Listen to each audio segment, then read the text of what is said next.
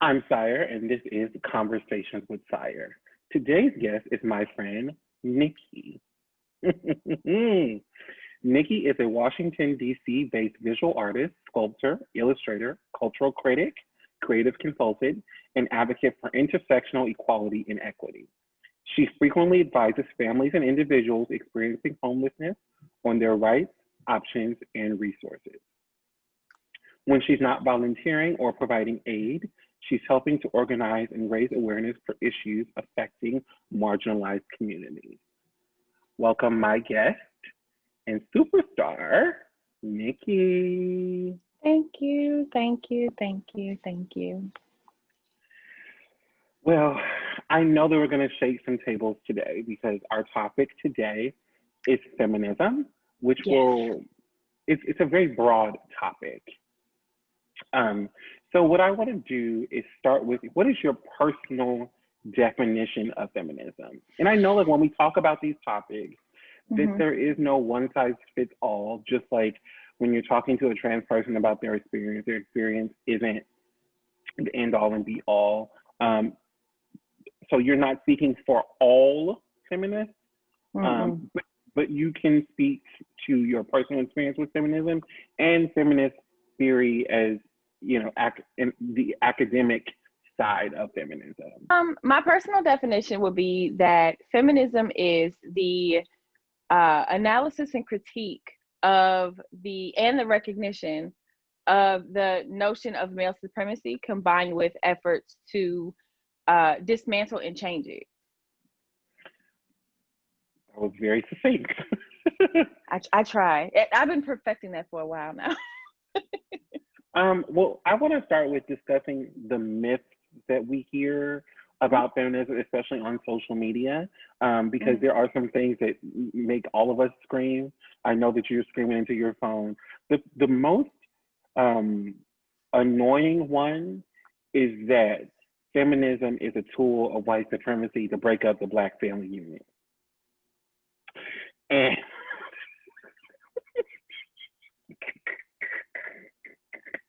it grinds my gears because it's so inaccurate and musty. But why is that inaccurate from your point of view? So there is this phrase that I say a lot, and it's that Black folks can sometimes schlep around white supremacist rhetoric for them and do the work for them. This myth that feminism was some sort of like devised plan by white people that was designed to break us apart from each other. That's a lie that was created by white people. Feminism is just a word, right? Everything in life is just we give it a name, but it doesn't necessarily have to be the all-encompassing thing. Like when we say racism, like we can open up a dictionary and see racism and go, I mean, that's a loose definition, Right. but it's not all of it.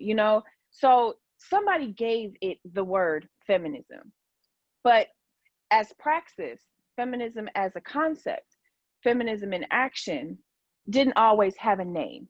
So, sure, maybe white people gave it a name, but the framework of it, the work, we'll call it the work existed long before the word existed.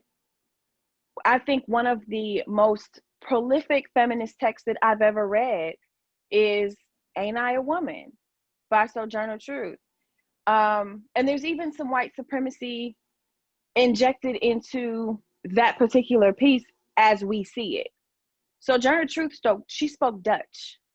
So when we read Ain't I a Woman, it's written with this like deep, like enslaved, broken English. She didn't even talk like that. So that's how you know white supremacy is injected in even the most subtle of ways. Like, hey, here's this old text from this, Black heroine from way back when, but we're Right. going to change the language on it so it sounds like she was in somebody's backwoods in Mississippi somewhere. No, she didn't even talk that way. Right. She had a Dutch accent. So when you're reading the words, you're reading it in what we identify as AABE, but it wasn't originally spoken in that vernacular because she didn't speak that vernacular. Sojourner Truth was one of like the original feminists. She literally, her message was, am I not a woman also? Right. If I'm gonna walk outside and watch white men treat other white women as though they are this like delicate thing, this somebody who needs gentleness, who needs softness, how come I don't get that too? You kick Right. mud in my face just because I am Black, but I am also a woman. I think what you said a little earlier, which was the work existed before the word. I think that's so important. I think it's because not everything, like our languages develop, our understanding of words and vocabulary develop. And I would say the last decade, we've seen like a hyper vigilance in defining things in for the public, right? Because things that happen, I'm not an academic, but there are things that people learn when they are in school and when they're getting their degrees, and that language has bled into the zeitgeist because of all the working feminists that are releasing books and articles and essays and all those kinds of things. But the one thing that Black men often say about feminism is that white women turn their back on Black women. They choose their race over their gender. And what I find interesting about that, not that it's inaccurate, but it's like the pot calling the kettle black, because Black men on the other side generally put their gender before their race also, because they dismiss and demean the plight of Black women so that they can compete with white men, which is asinine, but that's like, it doesn't make sense. So you are absolutely right. And when I say they, I'm obviously a Black man, right? However, my politic has always been a feminist politic. And it's interesting because we talked about words. I didn't know what feminism was, but I always knew that I had an interesting perspective of womanhood and girlhood because I was a Black boy who liked what the girls liked and did not really identify with the boy stuff. So I understood that people were using women things and girl things to demean me, but it was like, but what you're saying is that that's less than. Yeah. And so I had an early understanding that people put girls and women as less than based on those things. And as kids, we learn based on our experiences. So when I talk about men, I'm talking about men as like a group. Do not get, if you are offended by anything that I say about men, about anything that we say about men, hit dog holler. That's it. Because if you're not who we're talking about, then you can identify that there are men who fit that bill. It may not be you. Yep. But if it ain't you, then what's the problem? Move on. So I have to get that out of the way. And that leads us to the other myth that feminists hate men. Let's talk about that. Because I think there's this conversation that comes up every now and then where it's like, oh, there's all these women on here talking about how much they hate men and they can't stand men, but then they turn around and they trick off on men and they taking care of their boyfriends and this and this and that. Because we don't hate y'all. We know that you can do better, and you actively choose not to. We know that you can do better, be better, speak better into our lives. Instead of speaking such negativity into us, you can be affirming. We know that they can be like this. There is something about being Black. We are inherently loving people. And I don't think that non-Black people always understand that. Like, there is nothing more affectionate than Black people. When we link up, everybody hugs, they kiss, they dap, do the little like pound thing that like guys do. Hmm. I don't know. You know what I mean? I do, but that's not my ministry. Right. That like, hey bro, like that whatever thing that guys do. But I Yeah, mean, it's we are very affectionate people. Community comes naturally to us, even if it's not our own relatives. We find each other no matter where we go. We could go to correct. the middle of nowhere, Nebraska, and find the Negroes. Like we We gonna gonna find find. each other. We gonna be in community. And it's almost like we're drawn to each other in that sense. So when Black men say to me, "Oh, you feminists, like y'all hate men," we don't. We're tired of being the rug that you wipe your fucking boots on. Yeah, feminists hate patriarchy. There is a distinct difference between a patriarchal society and men individually. And I think that we have to unpack those things because Black men understand racism. Mm-hmm. Like I always say that. They understand racism, but when it comes to Mm-hmm. feminism, it's like it's a block. Like my friend Mason jokes that I'm a misandrist Mm-hmm. because I'm always like, man ain't shit. And the reality is that the way we raise boys is completely different than the way we raise girls. And that leads to a completely different dynamic and an entitlement and a sense of freedom, right? Like men get the Mm-hmm. boys have the freedom to be idiots. Mm-hmm. And just like how we say when there's a racist something tweet that someone had like years ago, and it's like, why is every white person's rebellious stage racist? Well, why is every man's rebellious stage like hating women or demeaning women or disrespecting women? Like, why are Black people casualties, and then why are women casualties? And you know, it's interesting that you even brought that up because I was talking to my homegirls recently about there was like this like mass exodus of like popular male figures, Black male figures on social media. A lot of them were writers, journalists, things like that. And they all got caught with these old tweets calling Serena Williams a man and saying she looked like a monkey and say, I mean, just outpouring of these men being awful to Black women, particularly dark-skinned Black women, or Black women who had like they were muscular or they were athletes or something like that. And they all kind of buried it and rebranded and came back out as this like, yeah, love my sisters. And it's like, okay, but 2 years ago you hated her Blackness, you hated her lips, her nose, her, you know, whatever. Why do you get to rebrand into this completely new person and sign contracts with like Sony and be interviewed by fucking Vanity Fair? Like, why do you get to do that? It's because the patriarchy will always lift you up as long as you are feeding it. Right. And the thing that's so interesting about that is that I don't mind a rebrand that comes with accountability and full disclosure. Right. Like Yep. I talk about blind spots all the time. I've always been a feminist, but you know what was a blind spot of mine for a long time?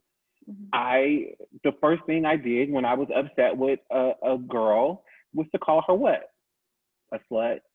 Or, you know, you go to those high school things because we are all raised under the in a patriarchal society. So there's going to be blind spots, right? And so I had to unlearn that. And that's why I'm an advocate for people learning and unlearning things. None of us have it all figured out.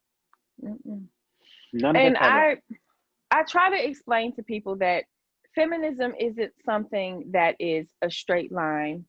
It's not even a linear line. It's curves and ebbs and flows and bumps, and there's even going to be some backtracking and some. It's an ever growing, ever changing Living and breathing part of life. It is, yeah. It's like growing a plant. Like sometimes some of those leaves are going to die. Sometimes you need to prune it. All sorts of things are going to happen.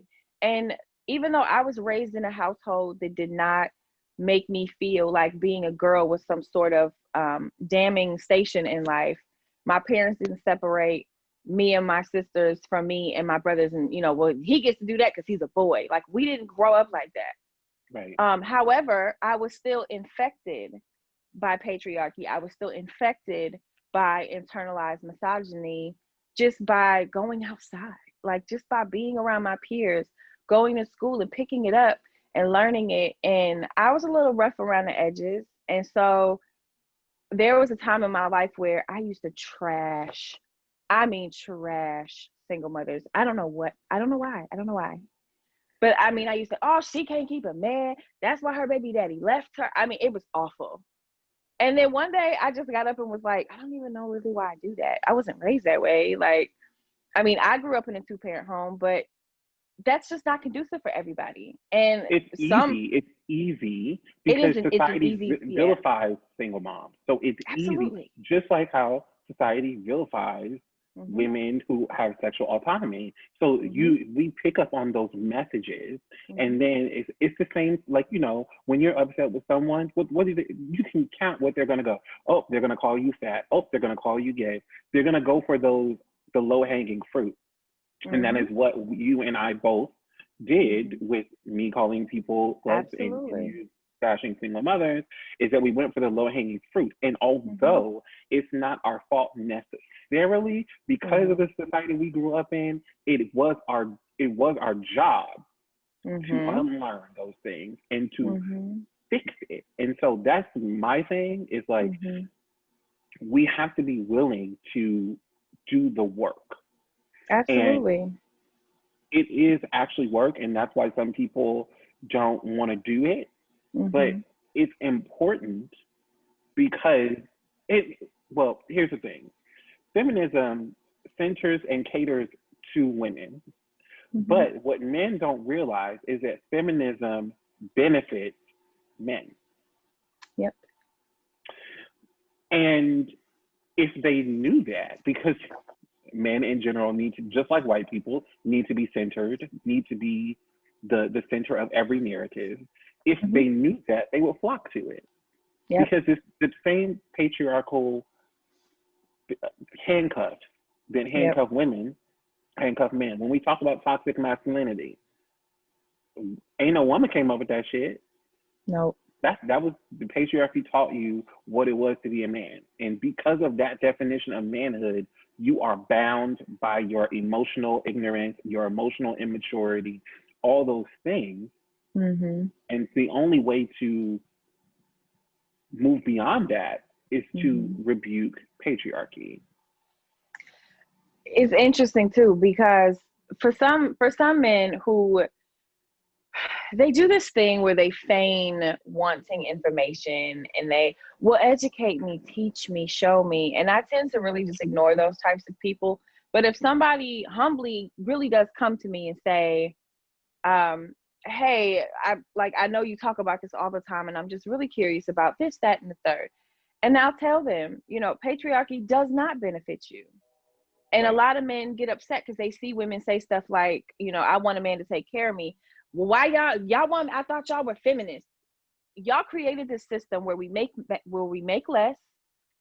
We have to work harder. We have to work 2 jobs. One of them we don't even get a paycheck for. Yes, I want to be taken care of. You created this system. Had you not created this system, or if you did support us making the same amount of money that you do, we wouldn't have a problem. It would not be that difficult. If Right. childcare didn't cost so much, maybe we wouldn't have a problem just sending our kid to daycare, and I could go to work and we wouldn't have an issue. There's other ways that Or if the labor was feminism, split in the house, if the labor was split in the house, and women didn't have to work and then come home and take care of the kids and do all the housework yep, and the cooking and all those things, the labor is not balanced. And so if nope. you are in a relationship where the labor is balanced, then that benefits you. But if it's not balanced, women get the shitty end of the stick all the time because they have to do Every double the time. labor. And what's And funny about being that, taken care of is a problem, because that creates a situation for exploitation and abuse. yep. And then also a lot of men say things like, oh, well, my wife doesn't, she's too tired, so that's why I cheat. We not having enough Oh, sex or whatever. Well, maybe if she wasn't busting her ass to help take care of you, she wouldn't be so tired. Maybe you can do some laundry. Maybe you can do some dishes. Maybe you can take over dinner one night. Maybe you can take care of the kids while she does those things. Or maybe y'all can mix it up from day to day. Like maybe then she wouldn't be so exhausted and she doesn't want to touch you. But also a woman's worth is not based on her utility around your home. That.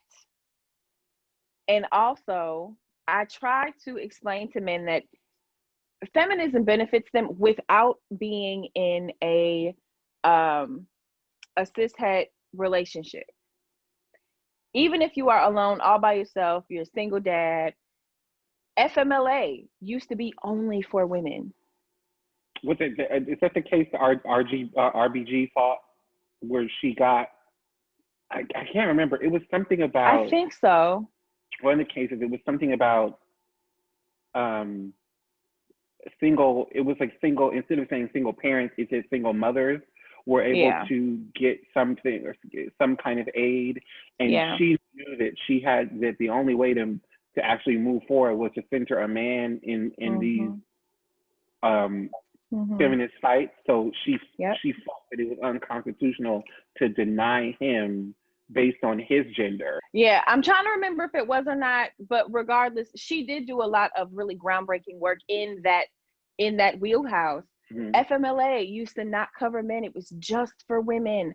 The WIC program, even though the WIC program is women, infants, and children, if you are a single dad for some reason and you have an infant, if something happened to the mother, God forbid, a man can still go into the WIC office and say, you know, I need help with formula and dairy and cheese, you know, whatever for my small child. That was not, they had to rule on that. They had to go in and say men should be able to get this too. There's a couple other ones. TANF, the temporary aid for needy families, that used to be moms only. Like dads couldn't go in and say, I need financial help with my children. Rape. I hate to bring that up because it's such a difficult situation, but it used to be something that only women could legally go through.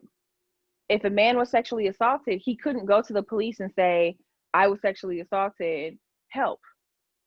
Because then they would say, well, you're a guy, so it doesn't really apply to you. Yeah, it doesn't. Sexual assault in prisons used to be technically legal to happen to men. Now, if it were a woman and it were like a male guard or something, okay, well, she could sue and she could, you know, pursue charges and all of that. But if it were a man in a men's prison, he was screwed, and there was no way for him to get any type of reprieve. He could not sue, he couldn't pursue charges, none of that. It took feminist legislation and feminist groups to literally picket outside the Supreme Court to say, this is not right.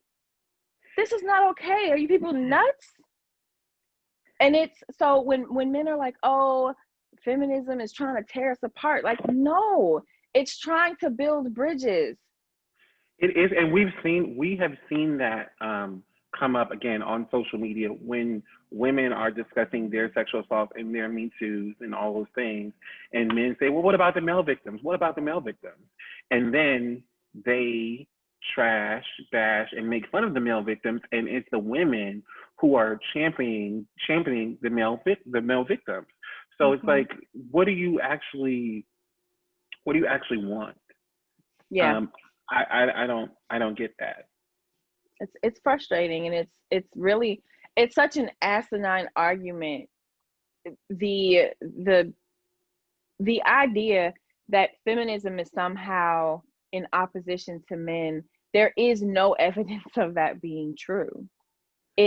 We want equity. It ain't even just about equality. We want equality and equity. And you know what, Nikki? Even if it was, this is the thing that irritates me about the narrative. Women have every right to be upset and angry and hate men in the same exact way that Black people have the right to feel how they feel about white people who benefit from privilege and benefit from the racist system. So if women are angry, they are justifiably angry. And I don't think that it needs to be, well, feminists don't hate men. Well, some feminists do, and they have a right to. But that is a personal feeling and relationship, it is not in the foundation of feminism to hate men. You know what I mean? Absolutely. So it's a different thing. Mm-hmm. I wish that we could get to a place where the argument was less about whether or not we hate them, or if we hate them, or if our hate for them is justified, and more about, well, how do we get to a common ground? But like, the men don't want that. They want to hold tight to that patriarchy. Even the ones who deny that patriarchy is a real thing, and the ones who deny that patriarchy benefits them. Like, it's so many Black men who go, oh, patriarchy doesn't benefit us. Boy, the hell if it don't. That's like white people saying, I don't got no privilege. I mean, it's just, I know that people do not like when you compare racism to anything else, but these are all systems of oppression. Mm-hmm. And there was a thread on Twitter a while ago. I thought of it when you brought up Serena Williams. And they said how transphobia affects cis women. Oh, don't get me started. And I thought, wow, because, and she used the example of Serena Williams, how calling her a man, mm-hmm. and saying all those things about her, mm-hmm. those are rooted in transphobic ideology. Absolutely. And so Black women specifically, Michelle Obama was another example. Mm-hmm. The same things that people say about them, people say about trans women, and it's as a means to invalidate their womanhood. That brings us to, that was a natural transition. I didn't plan that. That brings us to TERFs. TERFs are trans exclusionary radical feminists, for those that don't know. Why is it that TERFs are a problem? From your perspective. This subject makes me so emotional, and I'm like this close to crying. Because it upsets me, because trans women are literally, like, their life expectancy is 35. Their life expectancy is 35. I'm 36. The privilege that I hold, I'm short, I'm femme, I look very femme, I have like very soft features. Like, there's nothing about me that people would ever look at me and say, you look masculine, or you're a dude, or anything like that. Like, it doesn't happen to me. So watching, because it's not something I identify with at all, I can see very clearly the very stark contrast between how people treat me and how people treat women who do not look like me, women who are victims of trans misogyny, whether they're cis or not. It is so loud, it is so glaring, it is so bright and so vivid, and I hate it, and it makes me sick to my stomach. And the reason why TERFs are an issue is because, one, they identify themselves as feminists, which I feel like is a misnomer completely, because y'all ain't us. I'm sorry. You're not us. You're not us. And nothing that you're doing is radical. What you're doing is actually some white supremacist bullshit. Well, see, that's the thing I was going to say is I'm careful about how I communicate in conversations about feminism, because I don't want to make it seem like I am a man speaking over women who live their woman experience. With that, though, as I'm about to say something, it bothers me because we know that the invalidation of trans people's gender is what directly leads to their death. You questioning someone's womanhood directly leads to their death. And people don't understand that, but because if we as a society made trans people feel safe, celebrated, and welcome, then they would not be murdered, because the people who are attracted to them would not feel any type of way about being attracted to them. And the thing about trans women being murdered, and it gets me so emotional, because, and I really want to fight, because the other day, Shard tweeted something like, how are you mad at me because you're attracted to me? And that's what it boils down to. trans women are killed because of men's responses to their existence. Yep. Trans women don't be doing shit. And Nope. and people talk about Disclosure, which is an amazing documentary that everyone should watch. Everyone. People talk about trans people disclosing. And it's like, okay, the majority of trans people do disclose. Thank you. I was waiting for you to say that. The majority of trans people do disclose. However, if disclosure is so important to you, you know what should be equally as important to you? Having a society in which trans people feel safe. Because what stops people from disclosing? The fear of death. Yes. Mm-hmm. And I'm so thankful that I'm having this conversation with you, because I personally cannot have a conversation about feminism that doesn't include trans people and doesn't highlight trans people. And I love that every Black feminist that I know, pay attention to, follow, read, they are very clear that their feminism includes trans people. Unequivocally, like all day from top to bottom. And I really feel like trans women really do they bear the brunt of the pain, because their lives are literally, at just walking outside is a risk for them. The way that people treat cis women that they may feel are masculine. People said Tory Lanez shot Megan Thee Stallion because he found out that she was a man. Woo, like I was just thinking it makes me want to like flip and I'm like, what the fuck are y'all even saying? Shut up. You all sound stupid. Because, okay, regardless of whether that's true or not, that's not even important. It's about the fact that you're justifying violence against a woman based on how a man perceives her. I can't think of anything more nonsensical than that. And also, that shit doesn't make sense. Based on their physicalities, neither of which control. He got the benefit of the doubt because he's 2 feet tall, and she was automatically the big bad giant Black bitch.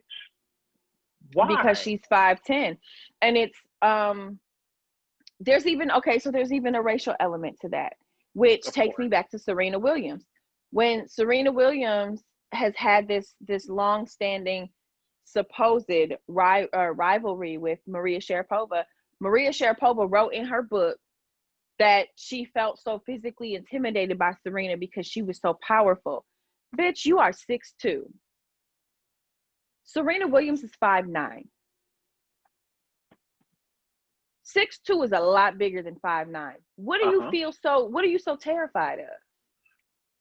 Y'all do the same thing for work. Y'all go to work and do the same thing. And been doing it for about the same amount of time.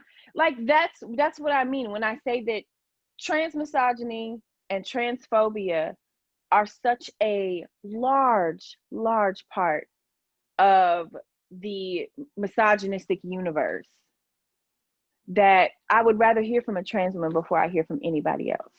Because when they walk outside, they already know what the world is going to say, what the world is going to think. Even people who say, well, I don't have a problem with them, they just, I just don't want to deal with them myself. That's transphobia too. And that's the thing that I think a lot of people miss is you don't get to agree or disagree with someone's existence. Mm-mm. If you do, and I don't have a problem, that is rooted in a phobia. And people don't get that. They don't want, just like how racists don't want to be called racist. Everyone's more upset you call them a racist than the racist action that they did.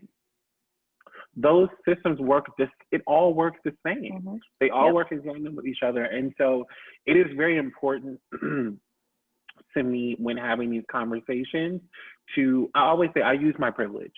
People, I'm not someone who denies privilege. I know that I'm a man. Mm-hmm. And I have the luxury of being a tall man at that. Mm-hmm.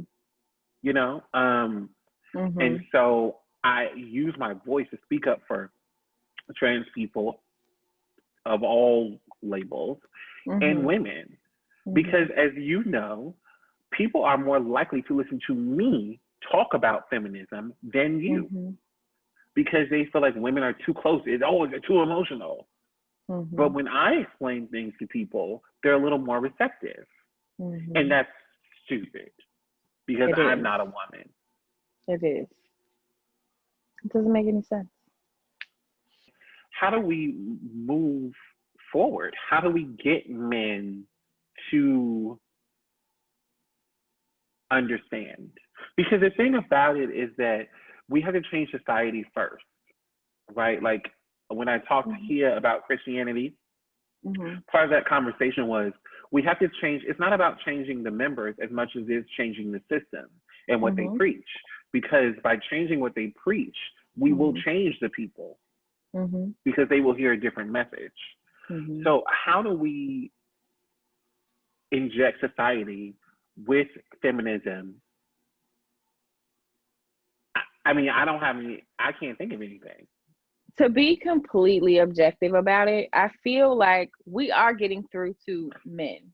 I've started to see changes in men in my life over the past maybe like 5 or 6 years. The things that they joke about are different. I got a homeboy who completely changed industries and went and got like a social work degree, and he works in like women's shelters now. Like it was just, I was like, what? And he was like, yeah, I'm gonna go back and get my MSW. I was like, what? It was so straight. I didn't see that coming. Yeah. Seeing men that I know, they will defend a woman without provocation, without somebody saying, dang, y'all just gonna let this dude talk like this? Like, I don't even have to say anything before he jumps in the middle and says, hey, you don't have to talk to her like that.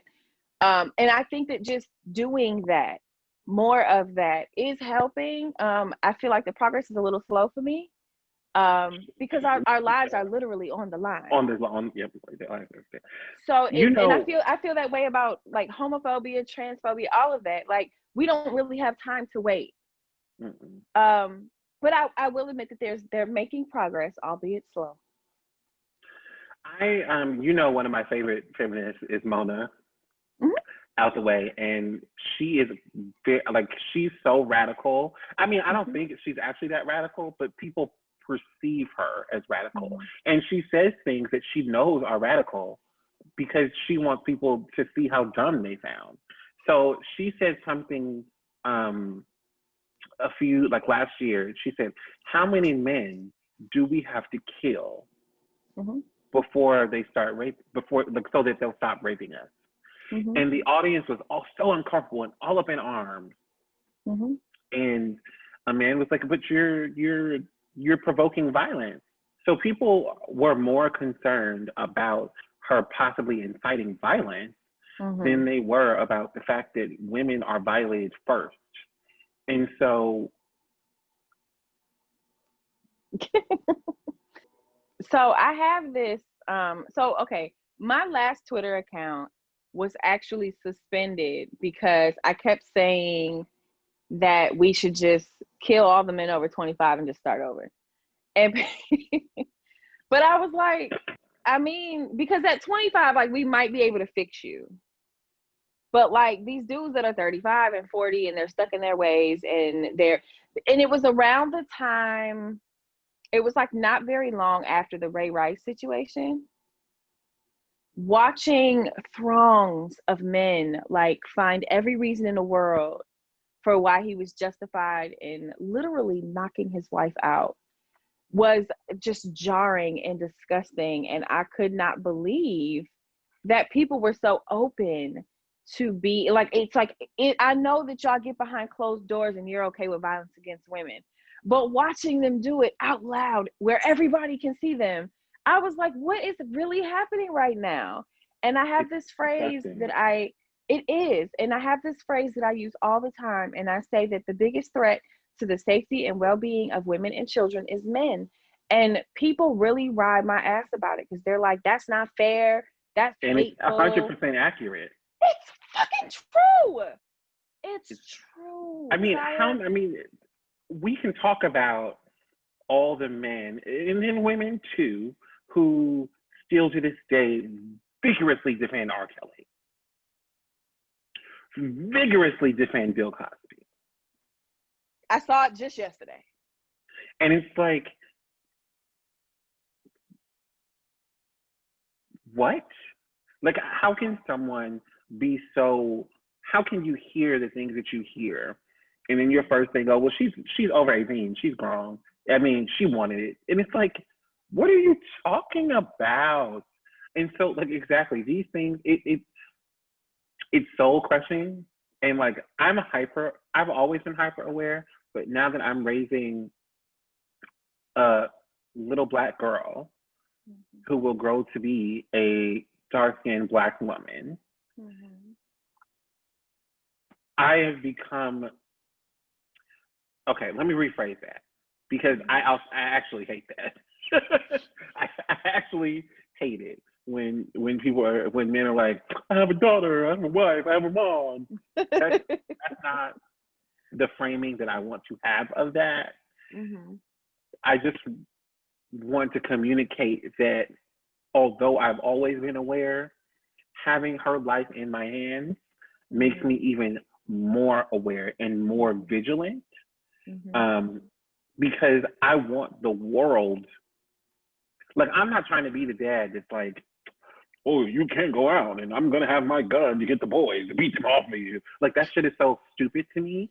The whole point is, and that's another reason men talk about men are trash, is dumb, and all that kind of stuff, but they know men are trash.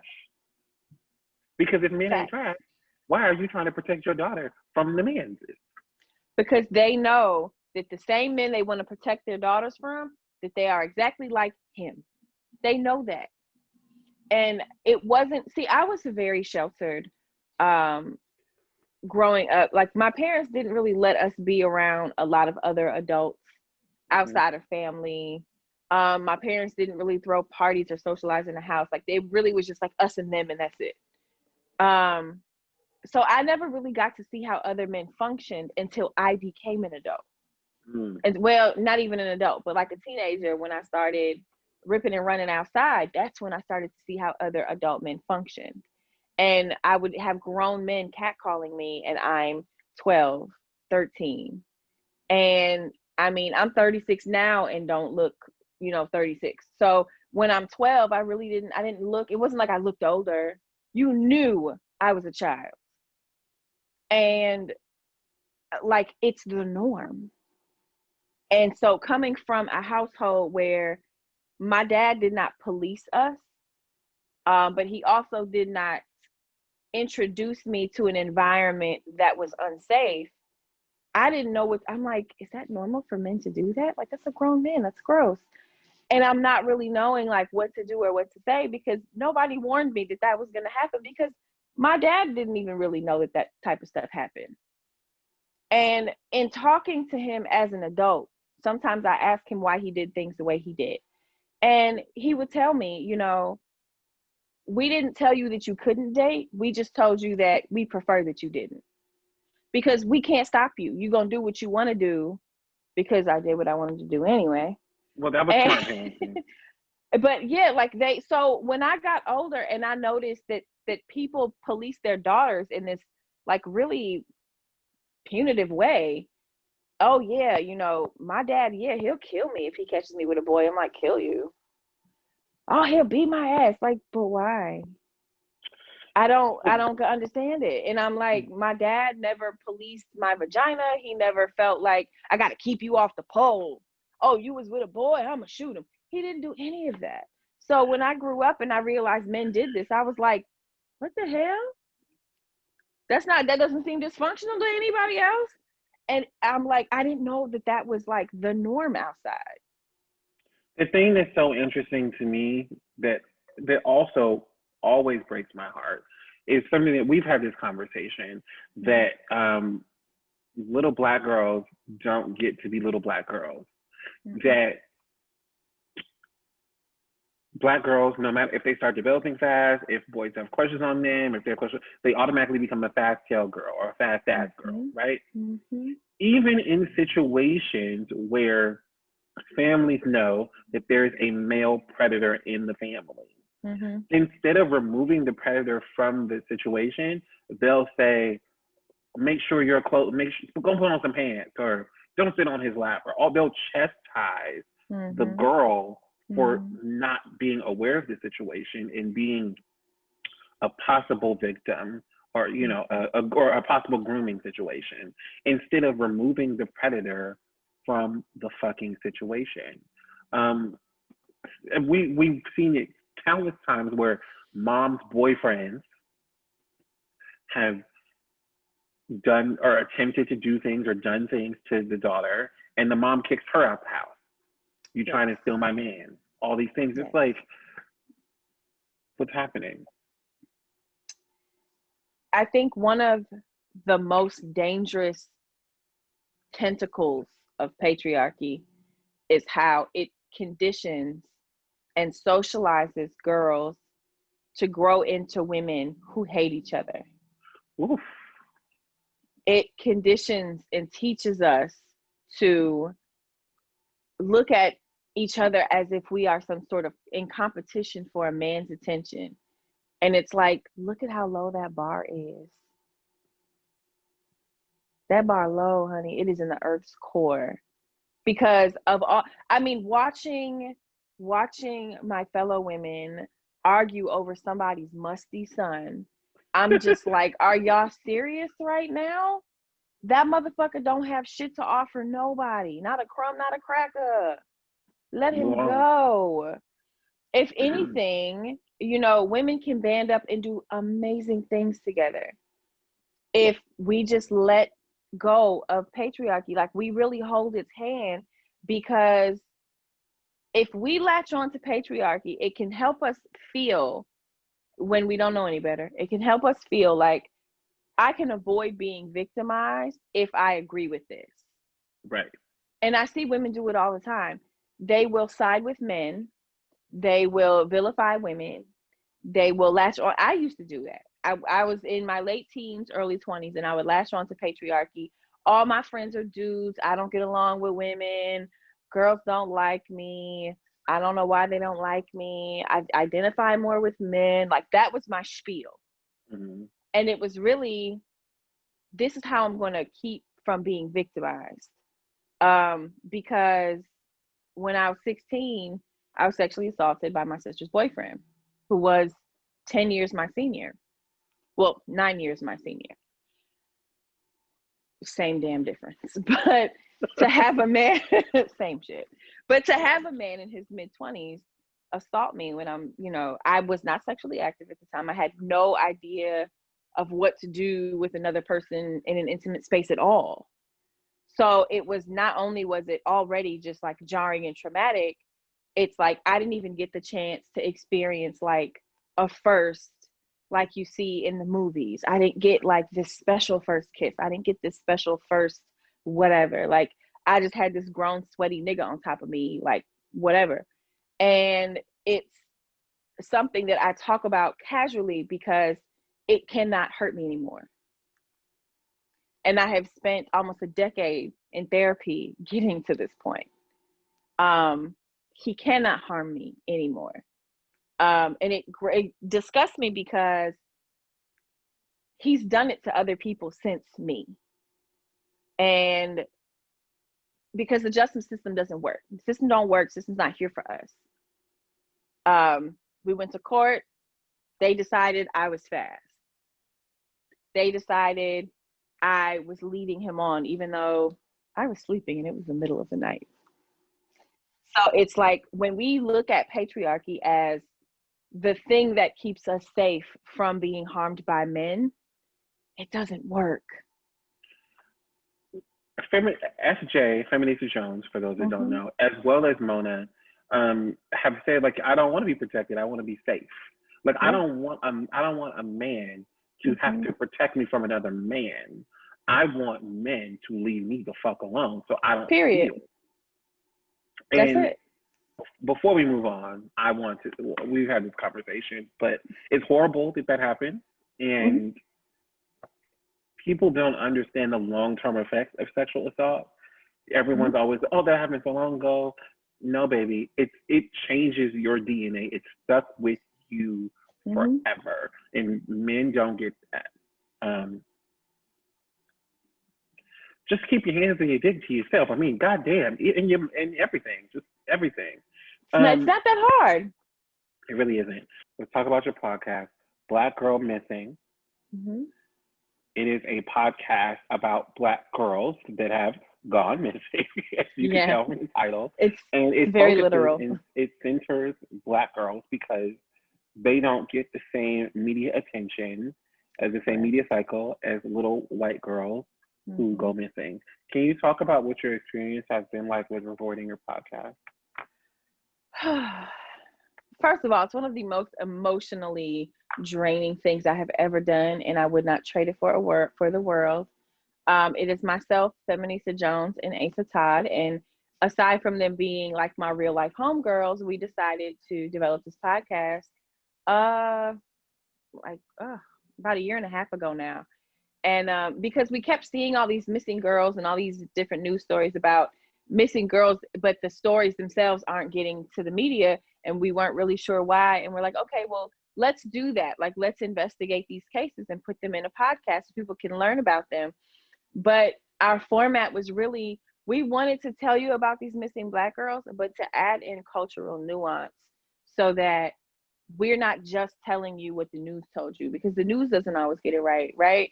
When they talk about us, they often talk about us in a vacuum, or like we'll research a case and it's like, oh, the news said this 14-year-old girl disappeared with, some older guy that she met on the internet. Okay, but they left out the part that she also was pregnant when she went missing. So did she run off because she was fast, or was she in danger because that grown man didn't want nobody to know that he had a teenager having a baby by him? Like, that matters. That matters. And we sometimes family dynamics also matter. Yes. We talk about the type of families that these girls come from. Some of them come from very religious families, and sometimes that can create an element of danger. Sometimes biblical patriarchy says we are going to connect our daughter to an older guy because he can take care of her, but really it just fosters an abusive dynamic. They may not realize it, or maybe they do and they think it's normal, whatever the case may be. The police don't care about that because you're a Black girl. So what happens that a lot of people don't realize is, if you are marked as a runaway, they do not investigate your disappearance. They just don't. So if I'm a teenager and I run away from home, or my parents come home from work and I'm gone and I don't come home that night, and they call the police and say, my daughter's missing, I want to file a report. And then the police will ask them a series of questions. Has she run away before? Well, no. Okay, well then you just told the police that I ran away. Even if I didn't, you don't know if I ran away. But it's the way that they worded it. Has she run away before? They just assume I ran away. And so in the heat of the moment, a lot of times you're not going to say, well, I don't know that she ran away. Right. You're not going to say that. You're going to say, well, no, she's never run away before. And you don't want to think somebody kidnapped my child or somebody lured my child away. You're not thinking that quickly because you're having, you're probably having an anxiety attack because your kid is missing. Yeah, it's horrible. It's a horrible experience. You're trying to hold it together, and whatever's happening at the time, you can't think straight. So, but the police are not concerned about finding a runaway Black girl. Oh, she ran off on her own. She'll be back, or not, whatever. And it's one of the hardest things about doing this podcast. But we even get some negative feedback from people where they say, oh, well, we don't want to hear your opinions. We don't want you to put in any extra information. Just tell us the story and leave it as it is. But if we did that, right. If we did that, there's a lot of information you would have missed out on. Right. They need 3 Black women to bring their Black context to these cases. That's what will make the difference. I want to thank my friend Niki for being with me today. I always say that the beauty about conversations with Sire is that I'm having conversations on camera that I have off camera. And we've talked about all this before, so it's like rehashing these things. And I hope that it heals someone. Yeah, thank you so much. Thank you for having me. Any parting words that you want to give to the people? Just stay magical. Just stay. Don't let nobody break your spirits.